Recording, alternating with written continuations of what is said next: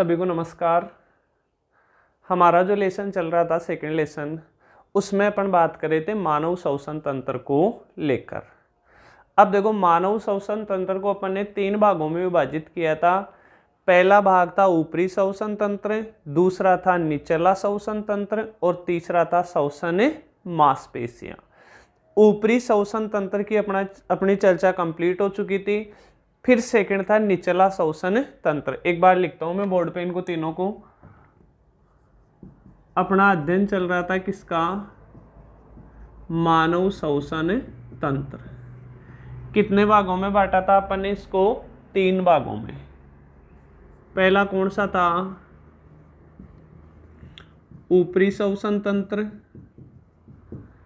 Second कौन सा था? निचला श्वसन तंत्र। और थर्ड कौन सा था? श्वसन मांसपेशियां। अब देखो, एक बार इसको अपन देखें तो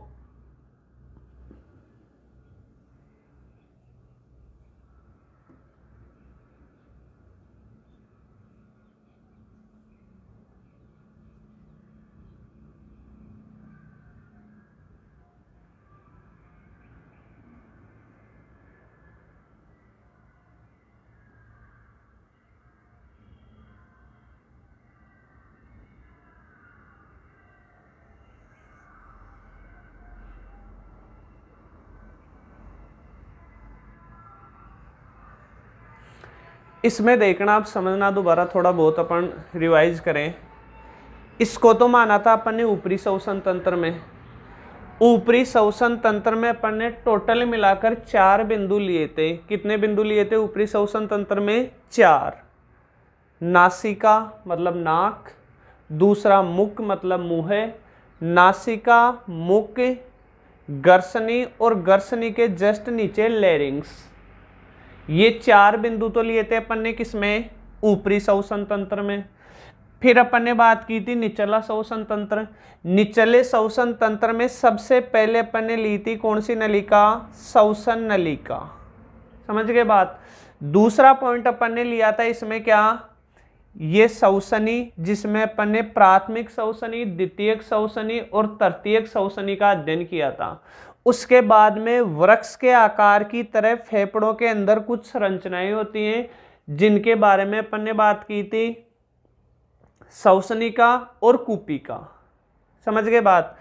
देखो, निचले श्वसन तंत्र में सबसे पहले तो लिखा था, ऊपरी श्वसन तंत्र में तो अपने 4 पॉइंट थे, नासिका, मुख, गर्सनी और लैरिंग्स। निचले श्वसन तंत्र में पहला तो लिखा था अपन ने श्वसन नली, दूसरा लिखा था अपन ने क्या?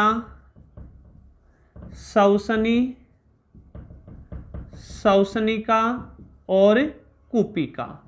इसका भी अपना कंप्लीट अध्ययन हो चुका था। इसी निचले श्वसन तंत्र में तीसरा लेना है अपने को क्या? फेफड़े। समझ गए बात? तो इस निचला श्वसन तंत्र में अपन शुरुआत करेंगे कहां से? फेफड़ों से। फिर अपन बात करेंगे श्वसन मांसपेशियों को। इसको अपन पॉइंटों में न बांट के एक पैराग्राफ के रूप में लिख देंगे, और शायद पॉइंटों में लिख दो तो और भी बेहतर रहेगा। अगर पॉइंटों में अपन इसको लिखें तो इसमें भी अपन 2 पॉइंट मान सकते हैं। एक तो लिखेंगे अपन इसमें क्या? डायफ्राम, जिसे अपन मध्यपट भी कहते हैं। डायफ्राम कह दो चाहे मध्यपट कह दो। और दूसरा अपन बात करेंगे किसकी? पसलियां। तो मानव श्वसन तंत्र में आज अपन देखो क्या क्या करेंगे। एक तो निचले श्वसन तंत्र में अपने फेफड़े बकाए थे, ये करेंगे अपन चर्चा। फिर श्वसन मांसपेशियों में इन दोनों को लेकर चर्चा करेंगे अपन। फिर इसके साथ ही अपना मानव श्वसन तंत्र कंप्लीट हो जाएगा। तो सबसे पहले अपन देखते हैं निचला श्वसन तंत्र, और इसमें भी क्या आएंगे? फेफड़े।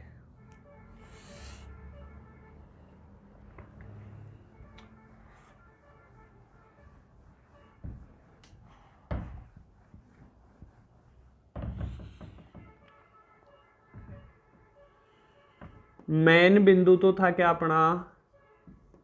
मानव श्वसन तंत्र। मानव श्वसन तंत्र का जो सेकंड पॉइंट चल रहा था जिसका क्या नाम था, निचला श्वसन तंत्र। और निचले श्वसन तंत्र के दो बिंदुओं की चर्चा हो चुकी थी। तीसरा बिंदु क्या है, फेफड़े। फेफड़ों के बारे में अपन कुछ बिंदु लिखेंगे। ये क्या है, फेफड़े। तो इनके बारे में देखते जाना क्या क्या लिखेंगे। फेफड़े कैसे होते हैं, लचीले होते हैं, कोमल होते हैं तथा हल्के गुलाबी रंग के होते हैं।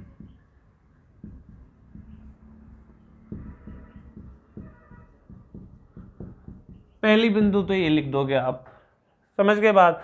फेफड़े लचीले, कोमल तथा हल्के गुलाबी रंग के होते हैं। जैसे फोम के गद्दे आते हैं ना, फोम के गद्दों को आप दबा भी सकते हो, वैसे हमारे फेफड़े आते हैं। कई बार आपने तंबाकू का ऐड देखा होगा, मतलब तंबाकू के विरोध में जो ऐड आता है, पिक्चर स्टार्ट होती है पिक्चर हॉल में, उससे पहले भी वो ऐड दिखाया करते हैं मोस्टली। तो उसमें फेफड़ों को निचोड़ता हुआ दिखाया गया है। इसका मतलब कैसे होते हैं, एकदम कोमल और लचीले होते हैं। इनका रंग कैसा होता है, हल्के गुलाबी रंग का होता है। फिर अपन बात करेंगे कि फेफड़े स्थित कहाँ होते हैं। देखो मैंने आपको बताया था फेफड़ों के जस्ट नीचे क्या स्थित होता है, ये कंकाल से बनी हुई एक संरचना होती है जिसे कहते हैं डायफ्राम, या फिर कह सकते हैं इसको अपने एकदम मध्य में यहाँ स्थित होता है। जहां अपना ये पेट वाला हिस्सा अलग हो रहा है ना, इसको बोलते हैं डायफ्राम या मध्यपट। इस डायफ्राम या मध्यपट के ठीक ऊपर स्थित होते हैं क्या, फेफड़े। तो दूसरा अपन ये लिख सकते हैं, ये डायफ्राम कह दो चाहे मध्यपट कह दो, दोनों में से कोई सा एक नाम याद रख लेना आप। मध्यपट के ठीक ऊपर स्थित होते हैं। फिर अपन बात करें तो क्या फेफड़ा एक होता है या एक जोड़े के रूप में होता है। जोड़े का मतलब तो क्या हो गया, दो हो गया। तो एक फेफड़ा न होके कितने होते हैं, फेफड़े दो होते हैं, तो दो को अपन एक जोड़ा कह सकते हैं। तो फेफड़े क्या होते हैं, एक जोड़े के रूप में होते हैं, दायां फेफड़ा और बायां फेफड़ा। ये जोड़े के रूप में होते हैं।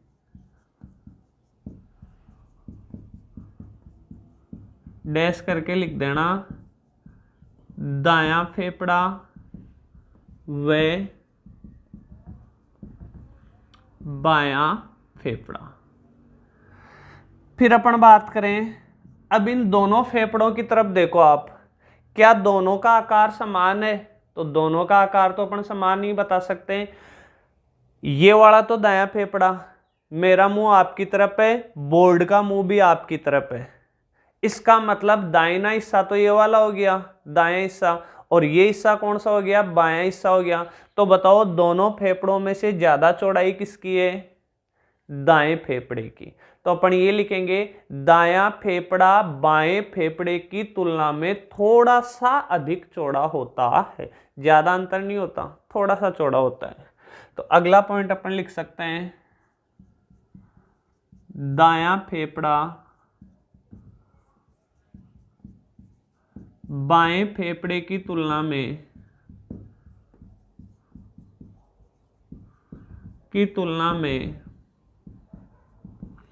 थोड़ा चौड़ा होता है। अब देखो इसके बाद में बात करें अपन, ये चौड़ा है, इसका मतलब ज्यादा खंड किसमें, ज्यादा मतलब ज्यादा भागों में विभाजित कौन सा होगा, ये वाला। इसमें तो 3 खंड पाए जाते हैं, जबकि इसमें कितने खंड पाए जाते हैं, 2 खंड पाए जाते हैं। तो अगला पॉइंट अपन लिखेंगे, दायां फेफड़ा 3 खंडों में बटा होता है, जबकि बायां फेफड़ा 2 खंडों में बटा होता है। अगला पॉइंट लिख देना, दायां फेफड़ा 3 खंडों में तथा बायां फेफड़ा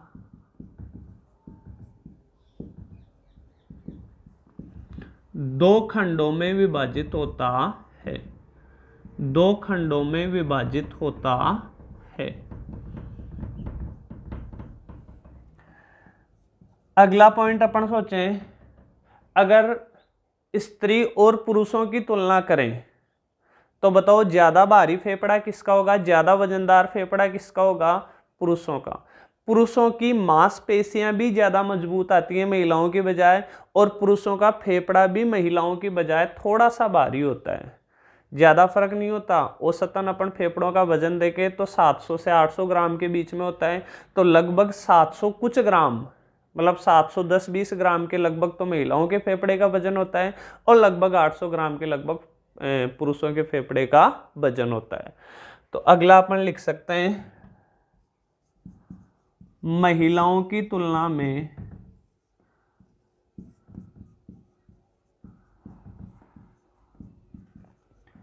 पुरुषों के फेफड़ों का वजन तुलना में पुरुषों के फेफड़ों का भार लिख दो चाहे वजन लिख दो, थोड़ा अधिक होता है, थोड़ा अधिक होता है। एक लास्ट पॉइंट और लिखेंगे अपन। देखो अपन ने बात की थी, पहले भी लिख चुके कूपिका के बारे में। मैंने आपको ये भी कहा था कि प्रत्येक फेफड़े में लगभग 30 करोड़ कूपिकाएं पाई जाती हैं। ज़्यादा तुम्हें अब समझाने की आवश्यकता नहीं है कि कूपिका क्या होती है। मैंने लास्ट में जो संरचना में जो अंगुली के आकार की बनाई थी ना, वो क्या होती है, कूपिका होती है। और उसमें अपन ने लिखा भी था कि इन कूपिकाओं के माध्यम से ही गैसों का विनिमय होता है, गैसों का आदान प्रदान होता है। तो लास्ट पॉइंट अपन ये लिखेंगे, प्रत्येक फेफड़े में लगभग 30 करोड़ कूपिकाएं पाई जाती हैं जो गैसों का आदान प्रदान करती हैं। तो लास्ट पॉइंट अपन लिखें, प्रत्येक फेफड़े में लगभग 30 करोड़ कूपिकाएं पाई जाती हैं जो गैसों का विनिमय करती हैं, जो गैसों का विनिमय करती हैं। ये फेफड़ों की चर्चा कंप्लीट। देखो, या तो अपने को श्वसन तंत्र का विस्तृत वर्णन करना पड़े, तब तो मानव श्वसन तंत्र के तीनों भागों का विस्तृत वर्णन करना है। तीनों भाग कौन कौन से, ऊपरी श्वसन तंत्र, निचला श्वसन तंत्र और श्वसन मांसपेशियां। या फिर अलग से अगर कोई प्रश्न बनने की संभावना है इनमें से, तो ध्यान रखना, ऊपरी श्वसन तंत्र में से तो आपसे पूछा जा सकता है लैरिंग्स के बारे में, और निचले श्वसन तंत्र में आपसे पूछा जा सकता है फेफड़ों के बारे में। तो केवल अगर आपको फेफड़ों के बारे में पूछा जाए आपसे, तो फेफड़ों के बारे में 7 पॉइंट याद रख लेना। बहुत आसान है, फेफड़े आपके सामने बने हुए, इनके आधार पर अपन इनका उल्लेख कर सकते हैं। तो ये अपने निचले श्वसन तंत्र की चर्चा कंप्लीट। अब तीसरा पॉइंट लिखेंगे अपन, श्वसन मांसपेशियां।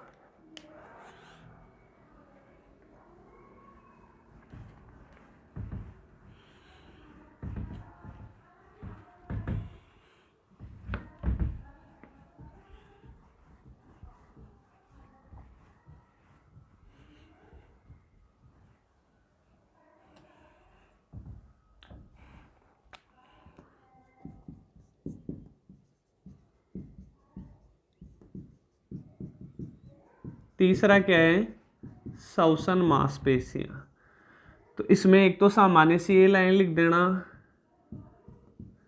कुछ मांसपेशियां भी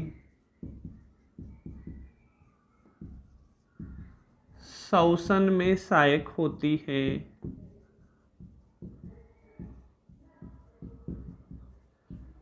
श्वसन में सहायक होती है।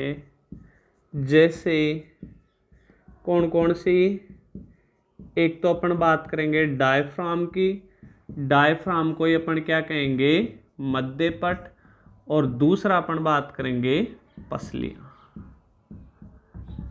दोनों के बारे में अपन एक एक 2-2 लाइन लिख देंगे। सबसे पहले अपन बात करें क्या, डायफ्राम। तो डायफ्राम में एक लाइन लिख देता हूं, यह है कंकाल पेशी से निर्मित एक चादरनुमा संरचना है। डायफ्राम को ही क्या कहते हैं अपन? मध्यपट। जब डायफ्राम में संकुचन होता है तब हम श्वास अंदर ग्रहण करते हैं।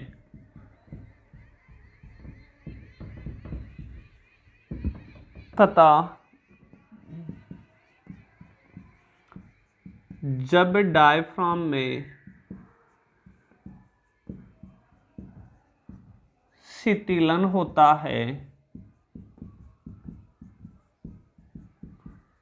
तब हम श्वास बाहर मुक्त करते हैं। अब देखना इसका मतलब क्या हुआ।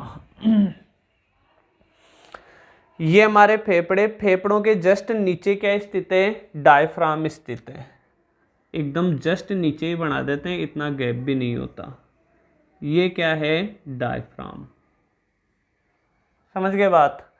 अब देखो होता है क्या है डायफ्राम में संकुचन का मतलब तो होता है कि डायफ्राम का आकार कम हो जाता है। संकुचन का मतलब तो डायफ्राम का आकार कम हो जाता है, और शिथिलन का मतलब डायफ्राम का आकार वापस फैल जाता है। समझ गए दोनों में अंतर? देखो मैंने ये लिखा है यहाँ, यह कंकाल पेशी से निर्मित एक चादरनुमा संरचना है। अपन चादर ओढ़ते हैं ना लंबा का लंबा, वैसे लंबा की लंबी एक क्या है? ये संरचना है जो कंकाल से निर्मित होती है। पहली लाइन तो ये लिखी।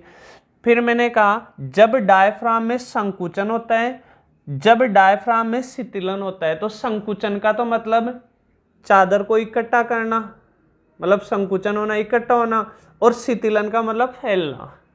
अब समझना, जैसे डायफ्राम में संकुचन होगा, डायफ्राम की आकृति उस समय लगभग सीधी हो जाती है। डायफ्राम में जब संकुचन होता है तो डायफ्राम की आकृति सीधी होती है। बताओ फेफड़ों को फैलने की जगह मिली कि नहीं मिली? क्योंकि पहले तो ये डायफ्राम एकदम नजदीक स्थित था, अब फेफड़ों को फैलने की जगह मिल गई, तो ये फेफड़े अपने अंदर श्वास को भर सकते हैं। तो यही मैंने लिखा है, जब डायफ्राम में संकुचन होता है तब हम श्वास अंदर ग्रहण करते हैं। जोर से अपने सांस लो, उतना ही डायफ्राम में तो संकुचन हो जाता है। संकुचन होने की वजह से अपने फेफड़ों को फूलने की जगह मिल जाती है, और अपने फेफड़े श्वास को अंदर भर लेते हैं। और वापस जब डायफ्राम में शिथिलन होता है, इसका मतलब अब फेफड़ों को फैलने की जगह नहीं है, अब फेफड़े उस श्वास को वापस बाहर मुक्त कर देते हैं। तो जब डायफ्राम में शिथिलन होता है तब हम श्वास बाहर मुक्त करते हैं। तो ये डायफ्राम के बारे में। तो बताओ डायफ्राम श्वसन में सहायक है कि नहीं है? तो पहली चर्चा अपन डायफ्राम की कर चुके, और डायफ्राम के बाद में दूसरी चर्चा करें अपन किसकी? पसलियों की।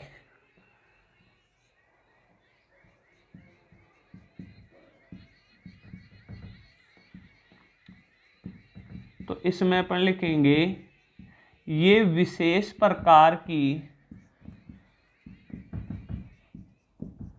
मांसपेशियों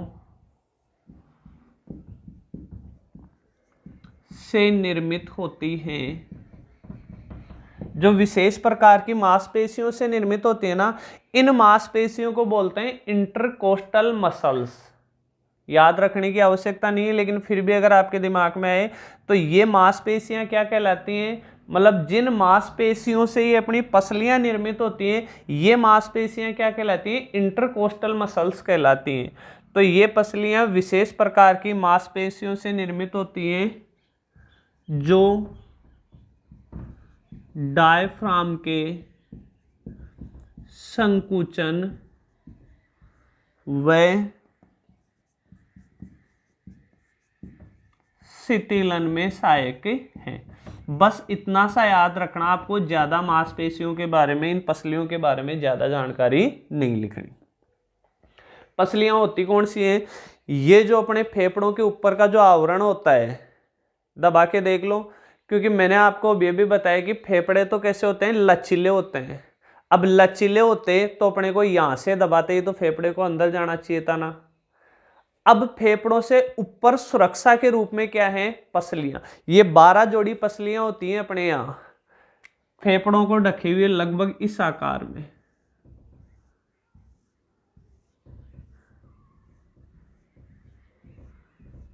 ये फेफड़ों को ढकने वाली 12 जोड़ी क्या है? पसलियां हैं। ये मानव कंकाल का लगभग ऐसा ही चित्र आता है। तो वो ऊपर वाला चित्र किसका आता है? वो पसलियों का चित्र ही आता है। और ये विशेष प्रकार की मांसपेशियों से निर्मित होती है जो डायफ्राम के संकुचन और शिथिलन में सहायक हैं। इसी के साथ अपना मानव श्वसन तंत्र कंप्लीट होता है। अब मानव श्वसन तंत्र के बाद में अपना अगला टॉपिक देखते हैं क्या है। अब इसके बाद में आता है रक्त, ब्लड।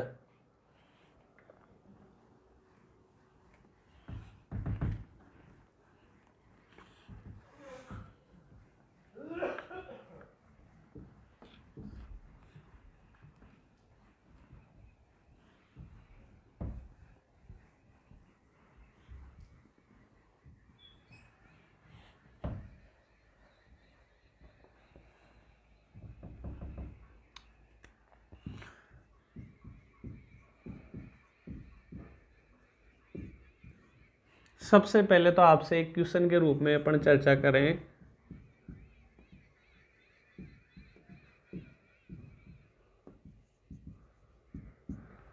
सबने देख रखा होगा शायद ब्लड को, तो क्या इसको आप एक परिभाषा के रूप में लिख सकते हैं? रक्त क्या है? तो एक बार में लिख देता हूं, उसके बाद समझाता हूं आपको। रक्त एक तरल संयोजी ऊतक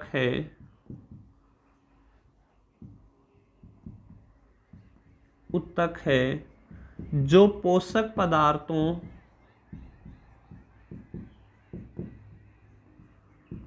व ऑक्सीजन, O2 ही लिख देते हैं, ऑक्सीजन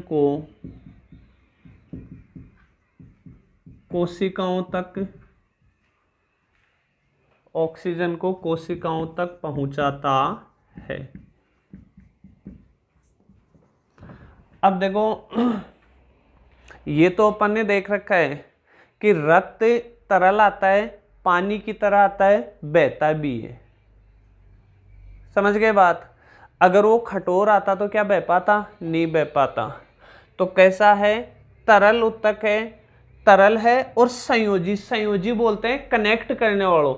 एक स्थान से दूसरे स्थान तक किसी वस्तु को कनेक्ट कर रहा है। कैसे कर रहा है? इसको थोड़ा और आगे लिख देते हैं। जो पोषक पदार्थों व ऑक्सीजन को कोशिकाओं तक पहुंचाता है तथा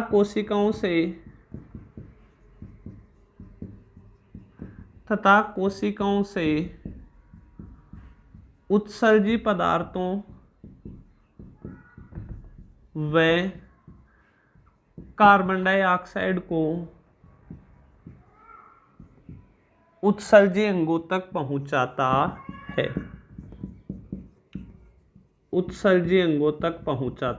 है। अब याद करो आप, मैंने आपको पहले भी कहा था कि हमारे शरीर की प्रत्येक कोशिका को कार्य करने के लिए ऊर्जा की आवश्यकता होती है, बताया था मैंने आपको। अब इन कोशिकाओं तक ये ऊर्जा पहुंचती कैसे है? हम जो भोजन ग्रहण करते हैं उस भोजन में कई प्रकार के पोषक पदार्थ आते हैं। प्रोटीन, वसा, कार्बोहाइड्रेट, खनिज लवण, जल, विटामिन, ये कई प्रकार के पोषक तत्व जो हमारे भोजन में उपस्थित रहते हैं। इन पोषक तत्वों की आवश्यकता किसको रहती है? इस कोशिका को इन पोषक तत्वों की आवश्यकता रहती है। इस कोशिका को चाहिए क्या? पोषक पदार्थ। लेकिन फिर मैंने आपको ये भी कहा था कि ये कोशिकाएं पोषक पदार्थों को किसके साथ ग्रहण करती हैं? ऑक्सीजन के साथ ग्रहण करती हैं। बिना ऑक्सीजन के कभी भी कोशिका पोषक पदार्थों को ग्रहण नहीं करेगी। और ये भी मैंने आपको कहा था कि एक परिभाषा याद रख लेना, ऑक्सीकरण किसे कहते हैं, पहले लिखवाया था मैंने, कहा भी था ऑक्सीकरण किसे कहते हैं, इसी को तो ऑक्सीकरण कहते हैं। कोशिका द्वारा ऑक्सीजन की उपस्थिति में पोषक पदार्थों को ग्रहण करना ही क्या कहलाता है, ऑक्सीकरण कहलाता है। चलो, तो कोशिका क्या करती है, पोषक पदार्थ ग्रहण करती है ऑक्सीजन के साथ, तभी कोशिका को ऊर्जा मिल पाती है। अब इन कोशिकाओं तक ये पोषक पदार्थ और ऑक्सीजन पहुंचाने का कार्य कौन करता है, रक्त। समझ गए बात। ब्लड हमारे शरीर की प्रत्येक कोशिका तक पोषक पदार्थ पहुंचाता है और ऑक्सीजन पहुंचाता है। अब इसके बाद कोशिका का तो काम हो गया, कोशिका को ऊर्जा मिल गई, लेकिन कोशिका ऊर्जा लेने के बाद मुक्त क्या करती है, एक तो जो भी उत्सर्जी पदार्थ हैं, वेस्टेज प्रोडक्ट हैं, जो हमारे शरीर के लिए कोई काम के नहीं होते, उन्हें मुक्त करती है कोशिका। और उसके साथ ही कोशिका क्या मुक्त करती है, कार्बन डाइऑक्साइड मुक्त करती है। इनको वापस भी उत्सर्जी अंगों तक, जिन अंगों द्वारा ये शरीर से बाहर निकाले जाएंगे, उन अंगों तक पहुंचाने का कार्य भी कौन कर रहा है, हमारा रक्त कर रहा है। ले जाने का कार्य भी कर रहा है और वापस बाहर निकालने का कार्य भी कर रहा है। तो एक तरह से कनेक्टिंग का कार्य कर रहा है। कनेक्ट करने को ही हिंदी में क्या बोलते हैं, संयोजी। समझ गए बात। यही परिभाषा मैंने लिखी है यहाँ। रक्त एक तरल संयोजी ऊतक है। आप ये भी लिख सकते हो कि रक्त एक लाल रंग का तरल संयोजी ऊतक है, जो पोषक पदार्थों व ऑक्सीजन को तो कोशिकाओं तक पहुंचाता है तथा कोशिकाओं से उत्सर्जी पदार्थों व कार्बन डाइऑक्साइड को उत्सर्जी अंगों तक पहुंचाता है। ये सिंपल सी परिभाषा हो गई किसकी, रक्त की। अब कुछ एक एक नंबर के प्रश्नों के रूप में रक्त के बारे में और जो पूछा जा सकता है उसकी भी अपन चर्चा कर लेते हैं। एक आप ध्यान रखोगे, रक्त हल्का क्षारीय पदार्थ है जिसका पीएच 7.4 होता है। देखो कुछ पदार्थों की प्रकृति, तो अब ध्यान रखना, कुछ पदार्थों की प्रकृति होती है कैसी, अम्लीय, और कुछ पदार्थों की प्रकृति होती है कैसी, क्षारीय। अगर किसी पदार्थ का पीएच मान 7 है तो उस पदार्थ की प्रकृति होगी संयुक्त, मतलब मिक्स, कुछ अम्लीय कुछ क्षारीय। अगर पीएच मान 7 से कम है, पीएच मान 7 से कम है तो वह पदार्थ कैसा होगा, अम्लीय। और यदि पीएच मान 7 से अधिक है तो पदार्थ कैसा होगा, क्षारीय। अब बताओ रक्त का पीएच मान कितना है, 7.4। इसका मतलब 7 से ज्यादा हो गया पीएच मान, इसका मतलब रक्त कैसा होता है, क्षारीय होता है।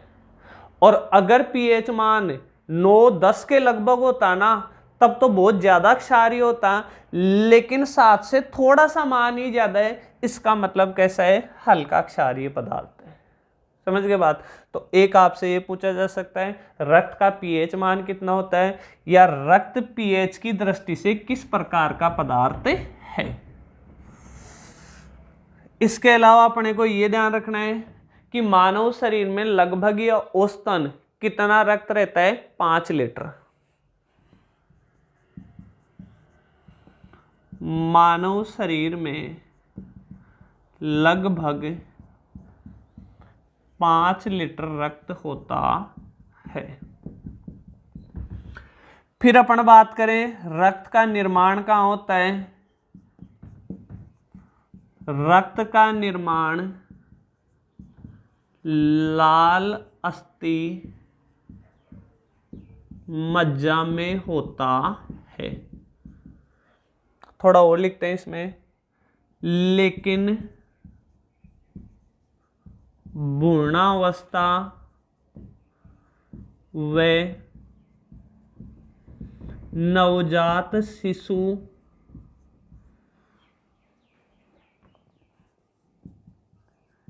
के शरीर में रक्त का निर्माण प्लीहा में होता है। अब सुनना, मानव शरीर में आपसे पूछ लिया जाए रक्त का निर्माण कहाँ होता है, तो रक्त का निर्माण कहाँ होता है? लाल अस्थि मज्जा में होता है। हमारी जो बड़ी बड़ी हड्डियां आती हैं शरीर में, इन हड्डियों के एकदम बीचों बीच पाई जाती है क्या? लाल अस्थि मज्जा, या कह सकते हैं अपन रेड बोन मेरो। क्या कह सकते हैं? रेड बोन मेरो कह दो, चाहे लाल अस्थि मज्जा कह दो। इन हड्डियों में जो लाल अस्थि मज्जा पाया जाता है, यहां ब्लड का निर्माण होता है। समझ गए बात? लेकिन जब शिशु मां के पेट में होता है, उस अवस्था को कहते हैं अपन कौन सी अवस्था? भ्रूणावस्था। और या फिर जब बच्चे का जन्म होता है, मतलब 2-3 महीने का बच्चा होता है, उस अवस्था तक, नवजात शिशु वाली अवस्था तक उसकी हड्डियों का पूर्णतः विकास नहीं हो पाता। तो हड्डियों का ही पूर्णतः विकास नहीं हो पाता, तो क्या उन हड्डियों में लाल अस्थि मज्जा का विकास होगा? नहीं हो पाएगा। इनका विकास नहीं हो पाएगा, इसका मतलब भ्रूणावस्था और नवजात शिशु में लाल अस्थि मज्जा में रक्त का निर्माण ना होकर रक्त का निर्माण कहाँ होता है? प्लीहा में होता है। तो ये बात ध्यान रखोगे आप। रक्त का निर्माण अगर आपसे पूछा जाए रक्त का निर्माण कहाँ होता है, तो आप लिखोगे कहाँ होता है? लाल अस्थि मज्जा में। पूरा लिख दो तो सबसे बेस्ट रहेगा, ये भी लिख देना। लेकिन भ्रूणावस्था में व नवजात शिशु के शरीर में रक्त का निर्माण कहाँ होता है? प्लीहा में होता है। तो ये तो सामान्य सी बात हो गई, रक्त क्या है।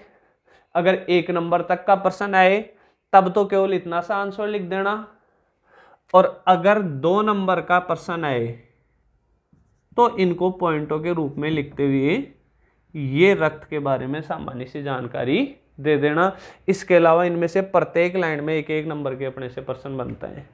अब अपन बात करेंगे रक्त का संगठन, क्वेश्चन के रूप में ही करेंगे अपन रक्त को। ये रक्त क्या है? अब रक्त का संगठन देखते हैं।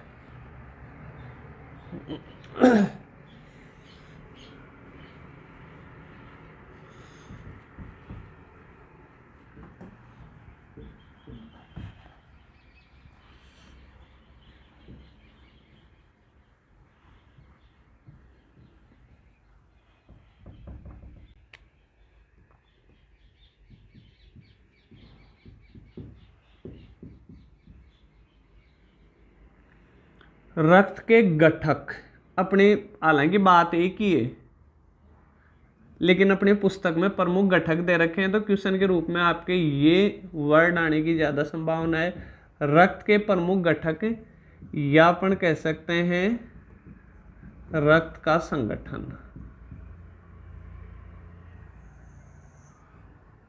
क्यों? अब देखना इसमें, हमारा जो ब्लड है उस ब्लड का कुछ भाग तो पाया जाता है तरल अवस्था में। मतलब अपन कह सकते हैं कि रक्त का एक भाग तो होता है तरल भाग, जिसे कहते हैं अपन क्या? प्लाज्मा। समझ गए बात? एक होता है रक्त का ठोस भाग या कठोर भाग। ठोस भाग ही लिख दो इसको, कोशिकीय भाग भी लिख सकते हैं अपन। ठोस भाग, इसे क्या कहते हैं अपन? कोशिकाएं। समझ गए बात? तो ये रक्त के घटक में 2 प्रमुख घटक हैं। तरल भाग को प्लाज्मा कहते हैं, ठोस भाग को क्या कहते हैं? कोशिकाएं कहते हैं। चाय तो पी होगी सबने, घर पे चाय बनते हुए भी आप लोगों ने देखी होगी। याद करो, चाय को अपन छानते हैं, उससे पहले तक की चाय, जब टोपिए में या किसी बर्तन में चाय उबल रही होती है, उस चाय को देखो आप। उस चाय में छानने से पहले की बात कर रहा हूं मैं, जब टोपे में चाय उबल रही है उस समय उस चाय में कुछ तो तरल भाग आता है जिसको अपन लास्ट में पीते हैं, और कुछ उसमें चाय की पत्तियां आती हैं, ठोस भाग आता है जो छानने के बाद उसको बाहर अपन फेंक देते हैं। सेम वो की वो पोजीशन हमारे ब्लड की होती है, जो तरल भाग आता है और एक आता है ठोस भाग। तरल भाग को कहते हैं अपन प्लाज्मा, ठोस भाग को कहते हैं अपन कोशिकाएं। कंप्लीट रक्त की बात करें तो रक्त का 55% भाग तो तरल होता है जिसे प्लाज्मा कहते हैं, तथा बच गया कितना 45% भाग वो ठोस होता है जिसे अपन क्या कहते हैं, कोशिकाएं कहते हैं। समझ गए बात। अब इस प्लाज्मा वाले भाग में क्या क्या होता है, जल होता है, क्योंकि तरल है इसका मतलब पानी तो होगा उसमें, तो जल तो होता है कितना 92%, और बच गए अन्य कई पदार्थ होते हैं वो कितने परसेंट होते हैं 8%। ये कुछ परसेंट आपको याद ही रखनी है। जो तरल भाग होता है 55%, क्यों, इसमें से 92% जल होता है और 8% अन्य पदार्थ होते हैं। ये मत सोचना आपकी सर 92 और 8 तो 100% हो गया यार, यहाँ आपने 55% ही लिखा है। क्यों, ये दिमाग में कभी मत लाना, क्योंकि मैंने कंप्लीट ब्लड में से बताया है कि 55% तो तरल भाग है और 45% ठोस भाग है, तो मतलब 100% कंप्लीट। अब जितना भी तरल भाग है उस तरल भाग का 92% जल है और 8% अन्य पदार्थ है। ठोस भाग की बात करें अपन तो ठोस भाग में लाल रक्त कोशिकाएं, नीचे लिख देते हैं लाल रक्त कोशिकाएं। लाल रक्त कोशिकाओं को कहते हैं RBC, red blood cells. Red blood cells मतलब लाल रक्त कोशिकाएं। इसी ठोस भाग में आती है क्या, श्वेत रक्त कोशिकाएं। श्वेत का मतलब वाइट, तो इसे कहते हैं अपन वाइट ब्लड सेल्स मतलब डब्ल्यूबीसी। ये प्रसिद्ध नाम है आरबीसी डब्ल्यूबीसी, शॉर्ट नाम भी इसके ध्यान रखना है आपको। तीसरा भाग आता है क्या, बिंबाणु, और बिंबाणु को अपन कहते हैं क्या, प्लेटलेट्स। प्लेटलेट्स का नाम तो सुना होगा, किसी डेंगू के मरीज में काफी संख्या कम हो जाती है किसकी, प्लेटलेट्स की। तो ये अपने रक्त के भाग हो गए, इनको अपने को परसेंटेज में बांटने की आवश्यकता है नहीं।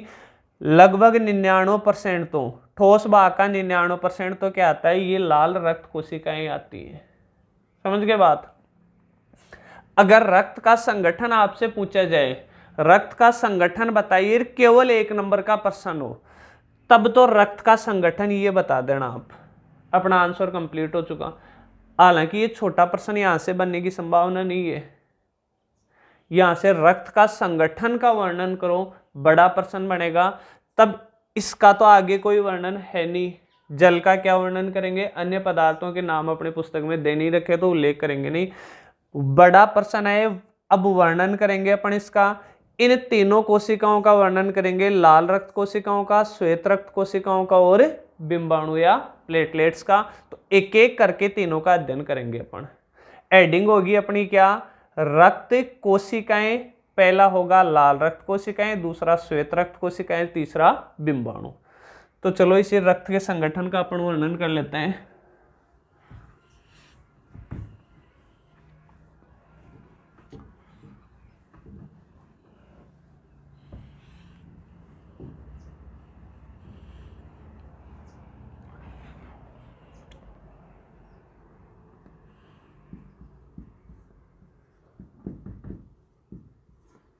रक्त कोशिकाएं, पहला क्या थी, आरबीसी मतलब लाल रक्त कोशिकाएं।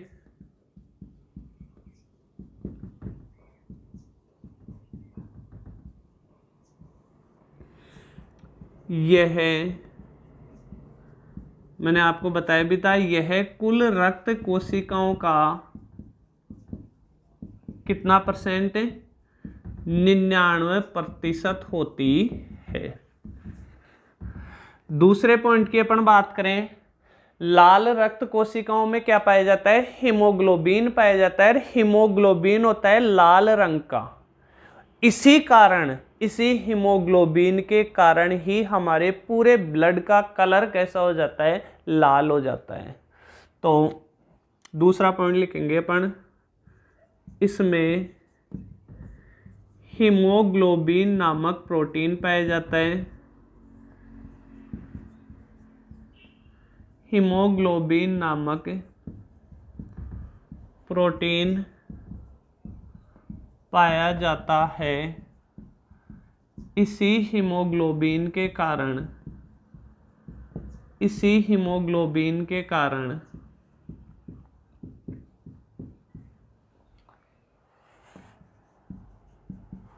हमारे रक्त का रंग लाल होता है।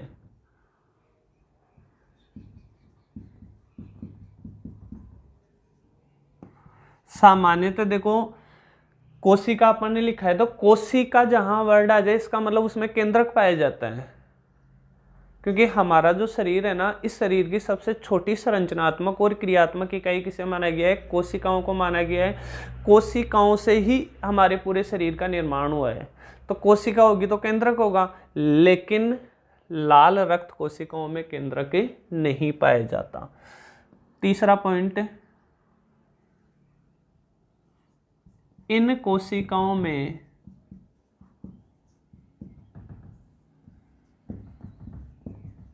केंद्रक नहीं पाया जाता। लास्ट अपन लिख लेंगे, इन कोशिकाओं का जीवन काल 120 दिन का होता है। जीवन काल 120 दिन का होता है।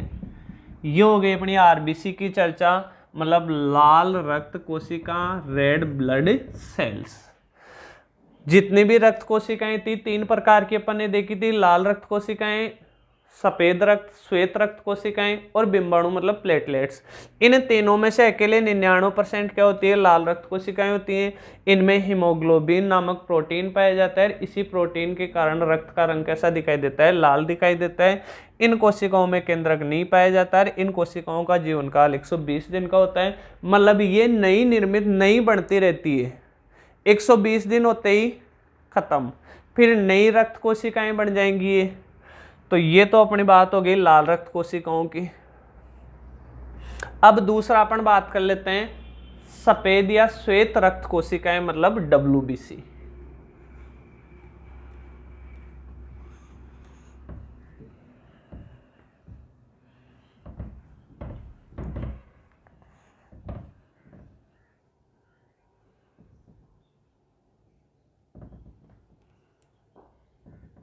दूसरा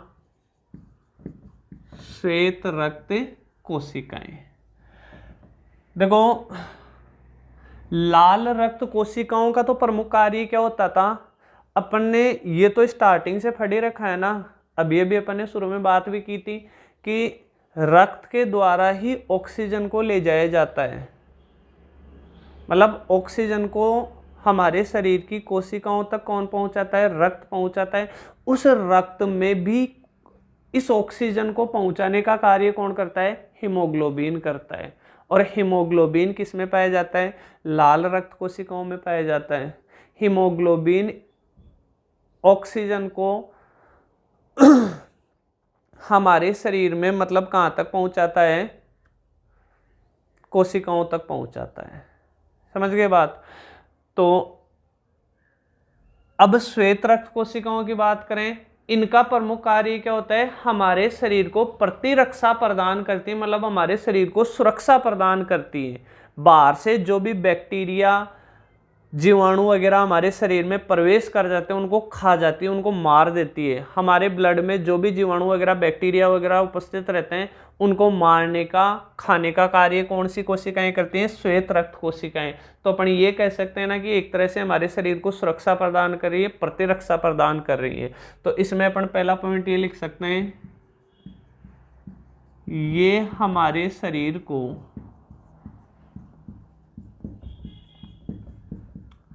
प्रतिरक्षा प्रदान करती हैं। इन्हें ल्यूकोसाइट भी कहते हैं। जो श्वेत रक्त कोशिकाएं हैं इनको, इनका एक अन्य नाम क्या है? ल्यूकोसाइट्स। देखो लाल रक्त कोशिकाओं में तो अपन ने दूसरा पॉइंट लिखा था कि इसमें हीमोग्लोबिन पाया जाता है। इसमें अपन लिखेंगे इसमें हीमोग्लोबिन नहीं पाया जाता।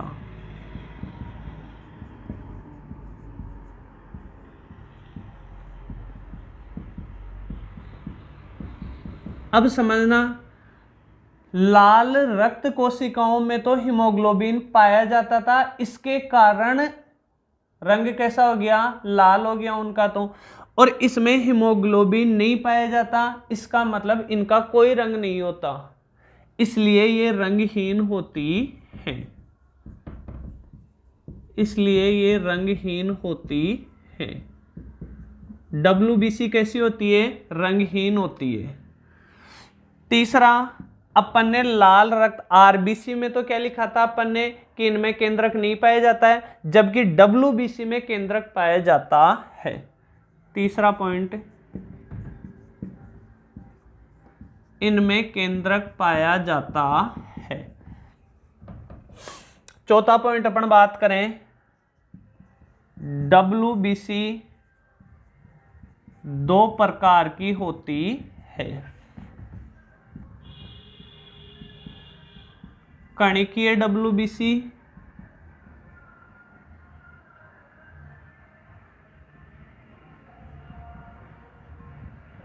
और दूसरा अकणिकीय WBC।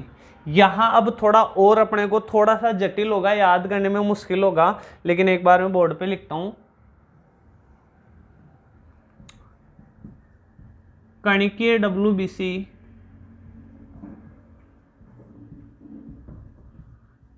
तीन प्रकार की होती है।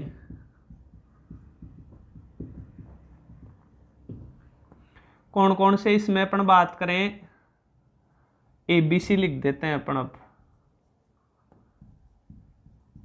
न्यूट्रोफिल, B नंबर पे लिखे अपन तो इओसिनोफिल, C नंबर पे अपन लिखें तो क्या? बेसोफिल। और फिर बात करें अकणिकीय WBC की,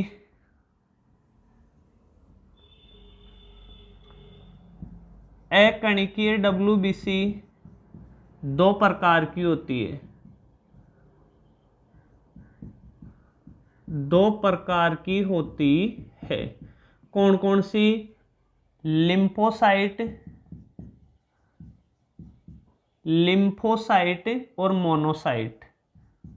एक तो है क्या? लिम्फोसाइट। लिम्फोसाइट के कोष्टक में ही लिख देना बी लिम्फोसाइट और टी लिम्फोसाइट। और दूसरी क्या है? मोनोसाइट। ये थोड़ा सा ध्यान रखना आपको। अब इसमें देखो,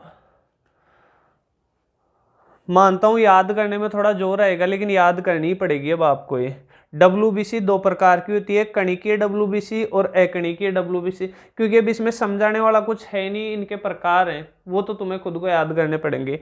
कणिकीय WBC तीन प्रकार की है, न्यूट्रोफिल, इओसिनोफिल और बेसोफिल। अकणिकीय WBC दो प्रकार की होती है, लिम्फोसाइट में बी लिम्फोसाइट, टी लिम्फोसाइट और दूसरी मोनोसाइट। यह आपकी WBC हो गई।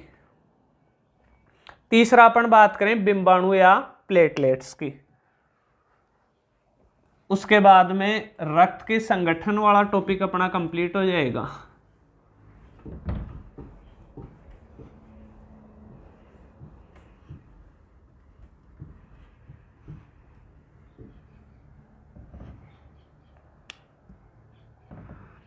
तीसरा रक्त कोशिकाओं में बात करें अपन क्या, बिंबाणु या प्लेटलेट्स। तो अब देखते जाना, WBC को अपन ने क्या कहा था, ल्यूकोसाइट, कि इन्हें ल्यूकोसाइट भी कहते हैं। वैसे इसे कहते हैं क्या, थ्रोम्बोसाइट। थ्रोम्बोसाइट्स भी कहते हैं।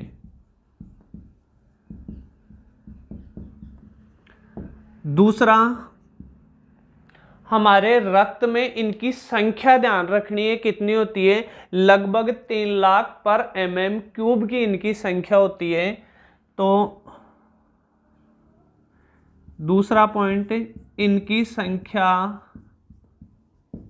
लगभग 3 लाख प्रति mm³ होती है। तीसरा, आरबीसी में अपन ने जीवन काल लिखा था, आरबीसी का जीवन काल लगभग 120 दिन का होता है। WBC के जीवन काल की चर्चा अपने को करनी नहीं होती, और इनका जीवन काल सबसे छोटा होता है, मात्र 10 दिन का। हर 10 दिन बाद में ये चेंज होती रहती है, अपना शरीर ऑटोमेटिक ही नष्ट करता जाता है, नई प्लेटलेट्स का निर्माण करता जाता है। इनका जीवन काल केवल 10 दिन का होता है। लास्ट पॉइंट अपन लिखें, ये रक्त का थक्का जमाने में सहायक है।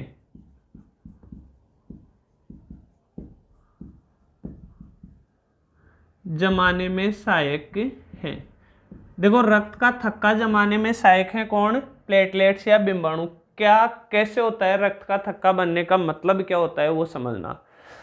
अपने को जैसे कहीं चोट लग गई, अगर एग्जाम्पल याद नहीं आए तो एक छोटी सी सुई लेना, पिन लेना और यहाँ चुबो लेना कहीं भी, बाहर क्या निकलेगा, रक्त निकलेगा। क्या एक बार रक्त निकलना स्टार्ट हो गया तो तब तक रक्त निकलता रहेगा क्या, जब तक हमारे पूरे शरीर में से रक्त समाप्त नहीं हो जाएगा? ऐसा तो नहीं होता ना। कुछ देर रक्त निकलेगा और उसके बाद में रक्त निकलना अपने आप ही बंद हो जाएगा। रक्त निकलना वापस बंद हो गया, इसे कहते हैं रक्त का थक्का जमना।